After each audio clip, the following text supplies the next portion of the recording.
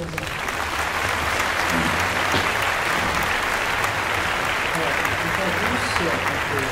parler de l'abord du radiopharmaceutique TEP en prise en charge de myélome multiple. Donc tout d'abord, avant de commencer proprement cette présentation, je voulais passer un message, c'est que le TEP n'est pas seulement TEP 18-FTG. Alors, la médecine nucléaire, c'est une spécialité qui a pour vocation d'étudier le processus physiopathologique permettant une exploration biochimique, cellulaire, moléculaire de maladies, en suivant spécifiquement les différents radiopharmaceutiques dans la destination des différents radiopharmaceutiques dans le corps. Donc, la richesse radiopharmaceutique fait la force de la médecine nucléaire. Donc, aussi mon premier message. Donc, cette présentation va être divisée en deux parties. Je vais d'abord faire une présentation de différents radiopharmaceutiques qui a eu des études cliniques en myélome. Ensuite, je vais parler rapidement d'une étude qu'on a faite dans l'hôpital Denon, mon service, comparant le F-choline versus FTG. Alors, voici une très belle publication de Bâle apparue en européenne en 2017, étudiant les différentes voies moléculaires dans le myélome multiple. Parce qu'en fait, la connaissance de ces différentes voies moléculaires constitue la base de l'évaluation de l'activité myélomateuse en ciblant différentes cibles moléculaires. Alors, je vais détailler le plus. Alors, on commence par le glucose, qu'on connaît tous, parce qu'il existe une recommandation de transporteur GLUT1 et GLUT3 dans la cellule myélomateuse. Ensuite, on a les acides aminés, carbonose, méthionine, ici. Hop. Ensuite, on a des FMT qui marquent le transporteur. Pas très bien. Et ensuite, on a des métabolismes nucléoïdes de FLT, carbonose, 4TS. Et enfin, on a le métabolisme membrane, différents métabolismes membranaires, carbonose et choline. Ici, le choline et puis le membrane acétate. Je ne fais pas plus dans le diapo. Et les différents récepteurs membranaires, le somatostatine, le CRCX et le VLA, et l'activité mitochondriale, enfin angiogenèse, hypoxie. Donc je vais détailler point par point. Donc on commence par les acides aminés, donc le carbonose méthionine. On sait qu'il y a une synthèse protéique qui est augmentée en myélome, donc on fait plusieurs études comparativement à FTG, on trouve une meilleure sensibilité, notamment en cas de faible nombre de cellules myélomateuses, dans le moins de 30%, et puis les performants en cas de localisation dans le voûte crânienne. Le vrai limite dans le carbonose, c'est le demi-vie qui est courte, de 20 minutes. Alors voici la première étude qui a évalué le carbonose méthionine par l'équipe de Tanker. Voici une description physiologique de méthionine, le carbonose de méthionine, et aussi une patiente qui présente une infiltration médulaire diffuse de myélome en carbone. Et aussi, il s'agit d'un patient dans la même publication, le patient présentant des lésions hypofocales disséminées, donc là, au niveau fémur, au niveau de l'humérus, au niveau rachis, et là, au niveau de crête iliaque droite. Alors, ensuite, voici une publication de là-bas en 2016 qui a inclus 43 patients, dont 32 patients en rechute. Donc, la sensibilité de carbonose méthionine elle est vraiment très bonne, c'est-à-dire il a réussi à détecter plus de 91% avec une analyse par patient versus 77% en FTG. Donc voici une comparaison versus 18 FTG. On voit plus de lésions avec une intensité rapport signal-sur-bruit meilleur. Voilà. Et puis une autre étude en 2015 faite par un japonais qui ont seulement 10 patients en situation de rechute. Ils ont trouvé une 100% de détection versus le 18 FTG, donc aussi une comparaison entre 18 FTG et le carbonose méthionine. Donc on voit un peu de lésions. En fait, le nombre de lésions sont comparables, mais avec une meilleure rapport signal-sur-bruit en carbonose méthionine. Au niveau de pubis, là c'est FTG, là c'est la carbonose méthionine, et au niveau de côté gauche. Alors ensuite on passe à l'acide aminé suivant, donc le F18, le FMT, donc ça permet de cibler le transporteur L des acides aminés, le LAT1, qui est surexprimé en myélome. Donc on sait que le F18, le FMT, est aussi transporté par LAT1. Par contre, dans cette étude, on a trouvé une sensibilité globalement équivalente par rapport à 18 FTG. Ils n'ont pas montré les images dans les publications. Aussi d'image de japonais, donc ils ont vu 11 patients en rechute avec une sensibilité globalement équivalente, c'est-à-dire 73%. Donc en fait, en comparativement par rapport à FTG, on a des différents sites. En fait, on a une fixation relativement... dans certains sites en feinte, on a moins de fixation par rapport à FTG, et puis dans d'autres sites, notamment ici, en iliaque droite, c'est plus fixant. Mais par contre, globalement, ça n'apporte pas plus par rapport à FTG. Alors maintenant, on va regarder le métabolisme membranaire. Donc je vais citer notamment le carbonose acétate. On sait que l'acétate, c'est un précurseur pour la synthèse membranaire cellulaire.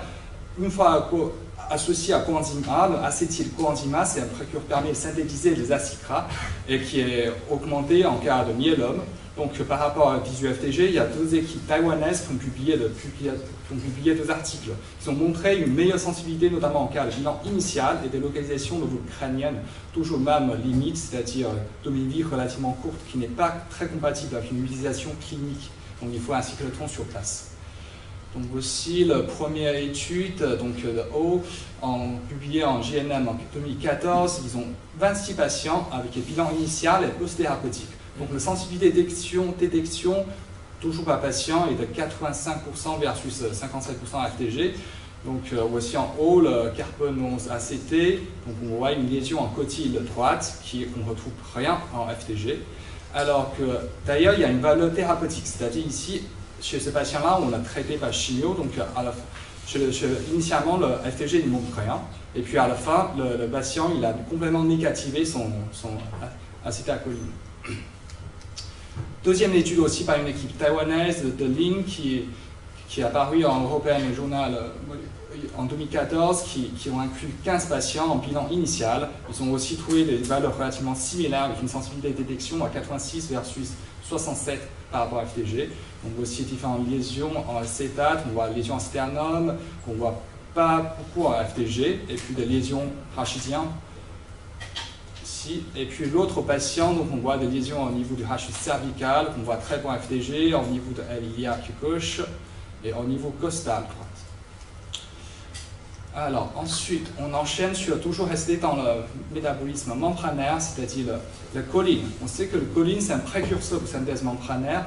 La phosphorylation par choline kinase permet de transformer choline en phosphocholine et puis ensuite incorporer dans divers phospholipides. Ça permet d'évaluer la prolifération membranaire. Donc, par rapport à 18-FTG, on a notamment une meilleure sensibilité en cas de rechute et puis en cas de quand il s'agit de localisation crânienne, parce que c'est toujours la même raison, la FTG, il est toujours masqué par le métabolisme physiologique cérébral, alors qu'on a un avantage de fluor 18 par rapport au cartonose grâce à sa demi-vie, parce que fluor 18 est presque 120 minutes, contrairement aux 20 minutes de cartonose. Donc voici tout première étude portant sur la choline, c'est l'étude italienne qui est publiée en 2007, marquée à carbone 11. Donc ici, on a seulement 10 patients en situation de rechute. Ils ont trouvé une sensibilité de détection par patient équivalente, c'est-à-dire 6 patients sur 10, mais avec un SUV max moyenne un peu plus élevé en faveur de choline. C'est-à-dire que choline il détecte plus intensément. Donc ici, chez ce patient-là, au niveau de l'humérus, on voit un peu plus mieux en choline par rapport à FTG. Ensuite, aussi une étude qui est faite par notre équipe, donc menée par Tipo Kasumuna, donc publiée en 2016. On ciblait 21 patients en situation de rechute.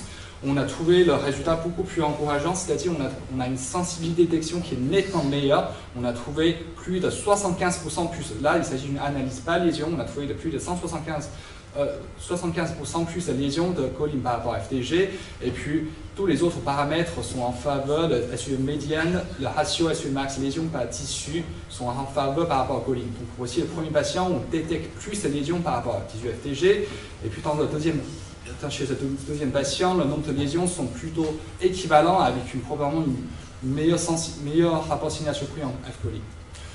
Voici une autre image, voici au niveau de la crânienne, donc le FTG vous a dit que le problème FTG c'est d'être masqué par le métabolisme physiologique cérébral, alors que F-choline on détecte vraiment très bien des lésions crâniennes. Alors on continue, donc je vais rapporter concernant le synthèse d'ADN. Donc le 18-fluoro-3-désoxythymidine, FLT. On sait que le thymidine c'est un nucléoside impliqué dans la synthèse d'ADN. Alors FLT c'est un analogue de la thymidine. Donc on sait que la synthèse d'ADN est augmentée en cas de myélome. Donc il y a une étude pilote qui a comparé par rapport à 18-FTG dans différentes situations hématologiques, dont seulement 2 patients en myélome. Ils ont trouvé que, là, ils ont vraiment pas sorti d'image, ils ont trouvé juste un rapport signal-surpris est très faible aux lésions myélomateuses, probablement dû à une déphosphorylation précoce. En plus, après le traitement par chimiothérapie ou autogreffe, il y a une modification de l'aspect moelle. Le moelle devient hypermétabolique en FLT, donc ce qui gêne vraiment l'évaluation thérapeutique. Donc en gros, il n'y a pas d'utilité en pratique clinique. Ensuite, voici un autre tracé un peu plus prometteur, c'est-à-dire carbone 11,4 thiomédidine, parce qu'il est plus stable par rapport à FLT, parce qu'une fois il est incorporé dans l'ADN, il y a très peu de déphosphorylation. Donc comparativement à 18-FTG, on a des résultats prometteurs, c'est-à-dire ils ont une meilleure sensibilité en cas de faible nombre de cellules myélomateuses dans le moelle. Encore le seuil cutoff c'est moins de 30%, et il est vraiment sensible en cas d'infiltration de moelle. Voici une image. Donc en fait, dans cette étude japonaise, ils ont comparé ces traceurs 4TST versus méthionine et versus 18-FTG. Donc sur l'image de gauche, on a le FTG qui a vraiment très peu de foyer, je ne sais pas si vous voyez bien, donc il y a juste un tout petit foyer hypermétabolique, alors qu'en méthionine, on le voit beaucoup plus clair. Et en 4TST, non seulement on voit un autre foyer. Par contre, au niveau de la voûte crânienne, donc, les deux sont supérieurs à FTG, alors que méthionine est un peu supérieur par rapport à 4TST. Donc en termes de sensibilité de détection, il était à 80% versus 60% par rapport à FTG, alors qu'en dans la publication, le méthionine était à 100%. Ensuite, je continue sur le métabolisme osseux, c'est-à-dire le 18-FNA. On sait que c'est comme le scintigraphie osseuse, ça permet d'évaluer l'activité ostéoplastique. Donc il y a cette étude là en 2015 qu'ils ont évaluée sur 26 patients en bilan initial. Alors le résultat, je pense qu'il n'y a pas beaucoup de surprises. FTG est nettement supérieur par rapport à FNA sur lésions spécifiques de myélome. On détecte à 128 FTG versus seulement 57 en FNA. Ils ont juste dit que FNA est plus sensible en cas de lésion post-traumatique de fracture, mais vraiment rien de spécifique par rapport à myélome. Donc on en conclut qu'il n'y a vraiment pas d'utilité en pratique clinique. Ce qui est compréhensible parce qu'en myélome, il y a surtout une inhibition de l'activité ostéoplastique avec l'activation de l'activité ostéoclastique, d'où la lésion lithique très nettes. Aussi les images en FNA, donc à gauche c'est FTG, donc on voit des lésions qui sont hypermétaboliques. En FNA, vraiment, il n'y a pas du tout de signal. Alors, je vais passer en biomarqueur. Donc, tout d'abord, le récepteur membranaire. Donc, on sait qu'en myélome, il y a une surexpression de récepteurs de la somatostatine de sous-type 1, 12 et 5. Le seul étude disponible concernant seulement la scintigraphie, normalement je n'ai pas le droit de parler parce que ce soir on parle de TEP, donc j'ai quand même cité cette étude qu'on compare le Octreoscan versus 18-FTG. Je pense que le résultat, on ne s'attend pas beaucoup d'autres résultats parce qu'il est nettement inférieur, alors parce qu'on compare deux techniques qui sont différentes. Par contre, il n'y a pas encore des études porteuses sur le traceur TEP de somatorécepteurs somatostatine, notamment le Totatoc, etc. par rapport à 18-FTG. Donc voici une image qui est sortie en GNM 2012 sur 18 patients en situation de rechute. La sensibilité de détection est de 50 versus 91 FTG. Donc de façon à la base de la résolution spatiale de scintigraphie par rapport à FTG, je pense que ce n'est pas une comparaison très juste. Alors, ensuite, on continue dans le récepteur membranaire. Je vais citer le VLA, the Very Late Antigen 4. Il s'agit d'un récepteur membranaire à adhésion. Donc, il fonctionne en couplant avec le VCAM, le Vascular Cell Adhesion Molecular. On sait qu'il est surexprimé en myélome et joue un rôle essentiel dans l'adhésion et la propagation au sein de moelle. Donc, pour l'instant, on n'a pas encore des études cliniques, mais ce traceur marqué en cuivre 64 et montre des résultats assez prometteurs en préclinique. Mais comme normalement je ne peux pas en clinique, je ne vais pas présenter. Alors par contre, ça c'est le radiopharmaceutique vraiment important, je pense que dans l'avenir, Gallium 68 marqué à pentixafor. Alors, donc, le Pentixafor, ça permet de cibler le récepteur de chynokine 4, CR4, qui a un rôle essentiel dans l'écotaxie ou le homing de cellules souches progéniteurs, donc qui est surexprimé dans le myélome. Le Pentixafor a une très bonne affinité en CX4, qui est au moins actuellement sur les études qui n'est pas inférieur par rapport à 18-FTG, et surtout ce qui est intéressant, qui a son intérêt thérapeutique, parce que ça me permet de marquer à lutetium 177, le pentixater, qui est un anticorps anti-CXX, qui permet de traiter les patients avec des atteintes assez diffuses. Donc ça bouffe le toit. Donc j'ai plusieurs diapos sur le Kalium Pentixafor. Donc le premier, en 2015, ils ont 14 patients en rechute. Ils ont une sensibilité globalement équivalente par patient par rapport à FTG, 71 versus 64. Donc là aussi, je montre une image dans laquelle ça fixe un peu plus par rapport à FTG. Donc à gauche, le Pentixafor et puis à droite, la FTG. Ensuite, voici une image sur le theranostic montrant des multiples lésions en Pentixafor. C'est assez joli. Et voici l'image du mois européenne qui est apparue en décembre, je crois que c'est en novembre 2017, qui a comparé 18-FTG versus Pentixafor, méthionine et choline. Donc on voit que par le Pentixafor, on détecte plus la lésion. Donc déjà, le méthionine et la choline, on détecte un peu plus par rapport à FTG, ici, voilà. Alors que le Pentixafor, au niveau du bassin, on voit clairement, il est clairement supérieur par rapport aux les trois autres traceurs. Et le dernier image, donc l'intérêt montrant l'intérêt theranostique qui est sorti par Herman en GNM 2016. Donc voici un patient qui a une forte qui fixe fortement un Pentixafor, marqué en Kalium. Donc on lui traitait par lutetium 177, Pentixafer. Donc voici l'image post-thérapeutique 24 heures après le traitement, et puis 15 jours après. Donc on voit clairement que la fixation est très spécifique sur lésion. Donc, au niveau de l'humérus, au niveau des fémurs, au niveau de la masse thoracique, il s'agit d'un patient avec une atteinte extramédulaire. Voilà. Et puis le patient. Ok, les autres traceurs, hypoxie et néoangiogénèse, on a un résultat négatif. Donc on a les zirconium 89 marqués au bevacizumab parce qu'on suppose que les myélomes surexpriment le VEGF. Donc voici les images par rapport à FTG qui est négatif parce qu'à FTG il y a des lésions alors qu'on ne visualise rien en bevacizumab. Et puis l'hypoxie F18 de FASA qui est aussi très négatif, ce qui est assez décevant comme résultat. Donc, chez ces patients, il y a une atteinte assez diffuse, médulaire et extramédulaire, qu'on ne trouve absolument rien en F-phase. Donc je pense que le développement de ces radiopharmaceutiques vont être arrêtés. Alors, donc, je vais parler rapidement de l'étude en cours, réalisée dans un service en cours de rédaction. Donc, on va essayer de comparer le 18F-choline versus 18FTG dans diverses situations. Donc, en cas de bilan initial, de suspicion de rechute et de suivi, c'est-à-dire surveillance ou d'évaluation thérapeutique. Donc, patient méthode, il s'agit d'une étude prospective du novembre 2015 au novembre 2017. Chez 79 patients consécutifs qui aboutit à 100 couples d'examens, c'est-à-dire 200 examens au total, 100 FTG et 100 F-choline. Donc 17 en bilan initial, 46 en suivi et 37 en rechute biologique. Donc le délai entre la FTG et F-choline sont inférieurs à 30 jours et sans traitement spécifique à l'intervalle, sinon on exclut le patient.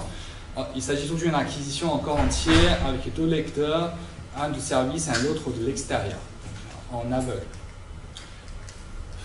Donc, ce qu'on regarde, c'est le nombre de lésions, le SUMax et le ratio lésion-tissu sain. On a défini 3 couples. Les lésions non probables, c'est-à-dire inférieures ou égales à 10. Les lésions innombrables, strictement supérieures à 10. Et une infiltration médulaire diffuse aussi, donc les 3 situations. Vers la fin, on a décidé de rajouter aussi le critère impétus, je vais assez en plus, donc appliquer un FTG, et puis on a essayé de créer l'impétus, appliquer un F-choline. Donc on arrive à 4 scores au lieu de 5 parce que c'est très rare d'avoir des lésions qui est très nettement supérieures à 3. Donc le résultat, on a reconfirmé la meilleure sensibilité à F-choline par rapport à FTG en situation de rechute parce qu'on a trouvé chez 14 cas de rechute où des lésions sont non probables. On a trouvé 55 foyers versus seulement 26 foyers d'FTG. Et avec un ratio lésion-tissu sain en faveur d'FTG, ça fixe plus. En choline, ça fixe plus. Et par contre, on n'a pas trouvé la supériorité F-choline par rapport à FDG en bilan initial ou en suivi.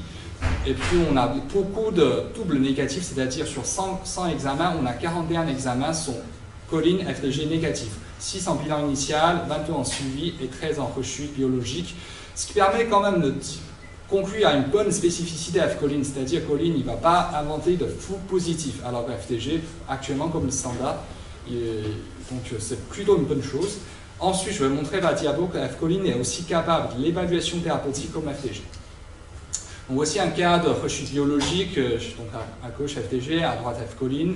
Le F-choline montre une infiltration diffuse de la moelle, que je montrerai un peu en coupe. Donc F-choline au-dessus et FDG en bas, donc l'intensité vraiment est très, très en faveur de F-choline.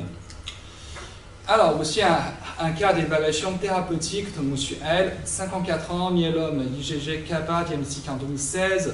Donc voici, on a pris aussi des examens réalisés en mai 2017, donc à gauche F-choline et à droite FDG. Cette patiente présente, vous voyez toutes ces anomalies, donc voici une atteinte très intense extramédulaire pariétale, donc pleuropariétale, donc aussi bien vu en FDG, en F-choline, et aussi une atteinte du septum interauriculaire, F-choline et FDG. D'ailleurs, F-choline fixe un peu mieux que FDG. Vous voyez aussi la coupe coronale. Donc, le patient, donc, on l'a traité par des polalitomie de passe. Donc, on réévalue seulement 2 mois après. Donc, aussi le juillet en 2017. Donc, on a une négativation totale. Il restait juste un petit foyer ici, osseux, initialement qui était présent. Donc il y a une négativation totale, que ce soit au niveau de la plèvre droite ou au niveau cardiaque. Donc je laisse Laurent de continuer. Merci. Moi je vais juste vous présenter une observation que j'ai trouvée tout à fait intéressante, qui illustre l'intérêt de l'imagerie, et en particulier dans le suivi. Philippe vous a dit, nous les myélomes, on les suit depuis toujours sur le pic monoclonal. Bon, le pic DS, c'est quand il rechute, ça progresse, ça monte. Bon. Et personne ne dit d'ailleurs qu'il faut faire une imagerie dans le suivi. Il n'y a pas de recommandation précise, or il me semble que c'est indispensable de faire une imagerie, même si le pic, et vous allez le voir, n'est pas informatif. Parce qu'on peut avoir des surprises, et de temps en temps de très mauvaises surprises. Et je vous mentionne donc ce patient, alors j'en ai 2 des patients comme ça, que je suis depuis plus de 10 ans. C'est des patients qui vont de rechute en rechute et qu'on arrive à maintenir comme ça. Il est toujours en vie d'ailleurs ce patient. Alors vous voyez que ça remonte, son histoire remonte à 2002, donc ça fait 16 ans. Il était traité donc, par une double autogreffe. À l'époque, on faisait des doubles autogreffes. Puis il a une première rechute rattrapée par Velcade thalidomide dexaméthasone, une troisième rechute rattrapée par l'énalidomide. Et en décembre 2014, ce patient qui était sous l'énalidomide en maintenance, je me souviens très très bien, avait des douleurs tout à fait modérées et vivait normalement. Et son pic était stable, il avait dû garder un pic résiduel. Et c'est de façon tout à fait systématique, je lui avais demandé de faire une imagerie, et là, quelle n'a pas été ma surprise de voir qu'il y avait des lésions tout à fait diffuses, et qu'on voyait très très bien déjà en FDG, et encore mieux en F-choline. Alors à cette époque, je lui avais refait un moelle qui confirmait qu'il y avait une rechute tout à fait patente, mais la moelle même, chez ces patients, probablement parce que la biologie change, n'est pas non plus toujours informative. Donc de temps en temps, ni le pic ne vous renseigne, ni la moelle. Et finalement, ce patient, c'est le cas de ce patient que je suis toujours depuis uniquement sur des TEP scans répétés que je fais. Et même la clinique ne renseigne pas. Donc ça, c'est son résultat après sa 4e ou 5e ligne, après pomalidomide. Pardon ? C'est l'inverse, pardon. Donc voilà, donc il a été traité par pomalidomide, je crois, c'est bien ça, oui, PVD, pomalidomide bortezomib dex, avec une très bonne réponse. enfin une réponse d'abord partielle en octobre 2016 et en janvier 2017 une amélioration encore de sa réponse. Et voilà, et depuis, je ne sais pas s'il est... C'est quoi ça ? Oui, alors il a rechuté, oui, il a rechuté encore donc, en juin 2017. De nouveau, le pic non informatif, même les chaînes légères sériques, j'ai oublié de le mentionner, étaient informatives. Il a même eu un myélogramme qui ne donnait rien, et vous voyez, voyez un peu les lésions qui étaient présentes. Et donc on lui a fait une 5e ligne par Velcade, Dexa, Daratumumab, et il est en réponse complète actuellement et il va bien. Donc c'était juste pour vous illustrer que l'imagerie est majeure dans le suivi, et le sera peut-être d'autant plus que la biologie du myélome change. On a des patients qui vivent heureusement de plus en plus longtemps, et donc qui ne sécrètent plus. Et donc voilà, c'était pour vous illustrer, et là également l'intérêt de la police. Merci. Donc, je vais résumer un peu l'avantage de la choline par rapport à FDG. Donc l'avantage, il y a une meilleure sensibilité en rechute biologique et probablement une meilleure spécificité qui aboutit à une meilleure concordance à vérifier le score impetus. Et ce qu'on suppose qu'il va détecter, parce que pourquoi il détecte plus, peut-être il détecte plus précocement les lésions en cas de rechute, en tout cas en cas de rechute biologique. Et les inconvénients, évidemment, c'est plus onéreux, plus moins disponible. Et actuellement, il n'y a pas l'AMM en cas de myélome. Et on ne connaît pas son intérêt pronostique. Pour l'instant, je pense que dans notre papier, on essaie de suivre le patient un peu plus longtemps pour voir est-ce que finalement, les lésions apparues positives en choline, négatives en FDG, quel est le pronostic de ce type de patient. Alors, donc, je commence la conclusion. Donc, cette présentation n'a aucune intention de contester le rôle qui est incontournable à FDG dans le myélome, parce que, comme la présentation, on a l'intérêt pronostic initial basé sur SPmax, la masse tumorale, TLG, MTB, et le différentiel entre une rechute versus séquelles ou post-thérapeutique, son avantage par rapport à l'IRM, et son évaluation thérapeutique est très fiable.